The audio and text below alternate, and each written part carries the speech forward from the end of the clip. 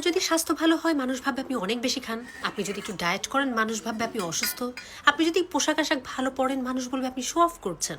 আবার খারাপ পোশাক আশাক পরে থাকলে মানুষ বলবে আপনি গরিব, পাত্তাই দিতে চাইবে না। আপনি যদি সিরিয়াস হন মানুষ আপনাকে ভাববে ভীষণ বোরিং। আবার আপনি যদি একটু হাসি খুশি হন, মন খোলা কথাবার্তা বলেন, মানুষ আপনাকে ভাববে ইম্যাচিওর, দাম দিতে চাইবে না। আপনি যদি মানুষের বিপদের সাথে সাথে চলে যান মানুষ আপনাকে টেকেন ফর গ্র্যান্টেড নেবে।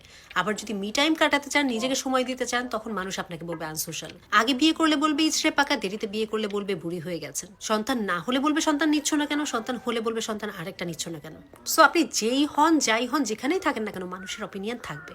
তাই পাছে লোকে কি ভাবলো ভেবে নিজের জীবন নষ্ট করবেন না। অন্যের ক্ষতি না করে নিজে কিভাবে সুখী থাকা যায়, ভালো থাকা যায় সেই দিকে দৃষ্টি দেন। কারণ মানুষের ওপিনিয়ন থাকবেই এবং আপনি কখনো সবাইকে সন্তুষ্ট করতে পারবেন না এবং এটা দরকারও নাই।